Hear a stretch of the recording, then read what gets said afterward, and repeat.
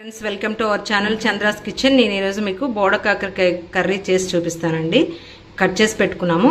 Next curry start చేద్దాం. Friends మన బోడ కాకరకాయలు కట్ చేసి పెట్టుకున్నాము. ఆయిల్ కూడా పెట్టానండి, హీట్ ఎక్కింది. దీనిలో ఇప్పుడు పోపు గింజలు వేసుకుందాం.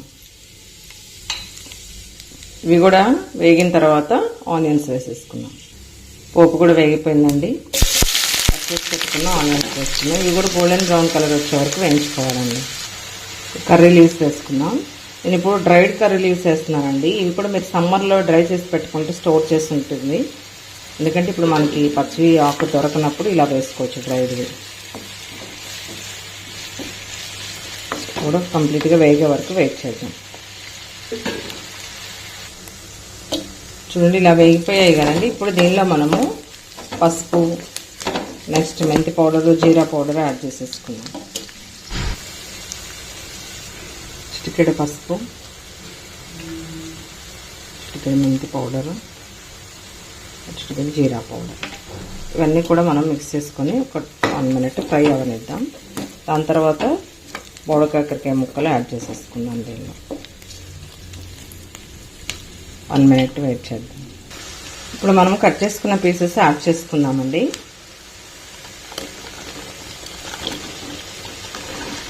ఇవి చూడడానికి ఇలా కనిపిస్తే కానీ త్వరగానే ఎగిపోతాయండి. ఇవి మొత్తం కంప్లీట్గా మిక్స్ చేసుకున్నాం.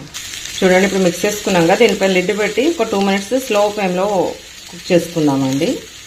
చూసారండి కొంచెం మగ్గిపోయాయి. ఒక 2 minutes వెయిట్ చేద్దామండి. ఇందులో స్మాల్ టిప్ ఏంటంటేనండి, మనం ఎప్పుడైనా స్టవ్ పైన ఇట్లా కుక్ చేసుకునేటప్పుడు గరిటెలు స్టవ్ మీద పెట్టకూడదండి. ఇలా ఒక చిన్న ప్లేట్ పక్కన పెట్టుకుంటే ఆ ప్లేట్లో ఉంటుంది, ప్లేట్ క్లీన్ చేసుకుంటే సరిపోతుంది. మీరు కూడా అలా ట్రై చేయండి.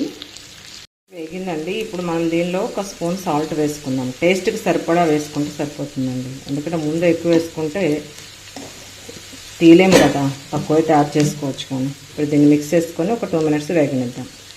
పోయిందండి. దీనిలో మనము రెడ్ చిల్లీ పౌడర్ యాడ్ చేసేసుకుందాం. ఒక టేబుల్ స్పూన్. అంటే స్పైసీనెస్కి తగ్గట్టుగా వేసుకోవచ్చండి. ఒక 2 minutes ఫ్రై అవనిద్దాం. వేగిపోయిందండి కంప్లీట్గా. దీనిలో మనం మిల్క్ యాడ్ చేసుకుందాం. చూసారా మగ్గే వరకు ఎంత కొంచెమే అయిందండి. చూడ్డానికి బాగుంటుంది.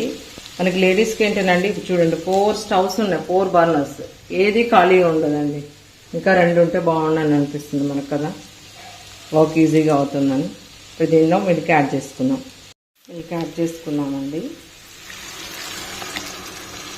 నేను చెప్పాను కదా, ఈ మిల్క్ యాడ్ చేసే కర్రీస్లో ఒక్క లిటిల్ బిట్, ఒక స్పూన్ ఏదన్నా పిండి, అంటే వరిపిండి కానీ లేకపోతే శనగపిండి కానీ గోధుమ పిండి కానీ యాడ్ చేసుకుంటే మిల్క్ ఇరగవండి, ఇరగకుండా బాగుంటుంది.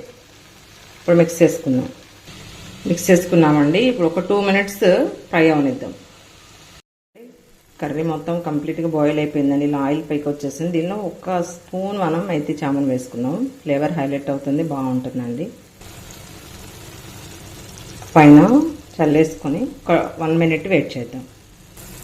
చూడండి కర్రీ కంప్లీట్ అయిపోయిందండి. ఇప్పుడు దీన్ని మనం వేరే సర్వింగ్ బౌల్లో షిఫ్ట్ చేసుకుందాము. చూడండి నేను హాట్ ప్యాక్లోకి సర్వ్ చేసుకున్నానండి. ఇలా కర్రీస్ అయితే ఓకే అండి హాట్ ప్యాక్లోకి, ఫ్రైస్ మాత్రం వేరే బౌల్లో పెట్టుకోవడమే బాగుంటుంది. ఎందుకంటే దీనిలో వేడిగా ఉంటుంది కాబట్టి స్వెట్టింగ్కి మెత్తపడిపోతుంది. ఫ్రై అయితే పెట్టడానికి బాగుండదండి హాట్ ప్యాక్లో. కర్రీస్ అయితే ఇట్స్ ఓకే, వేడిగా ఉంటే మనం తినేటప్పటి వరకు కూడా. సో నేను ఎక్కువ ప్రిఫర్ చేస్తాను hot packs. Thank you friends. Thank you for watching my channel. Please like, share, subscribe.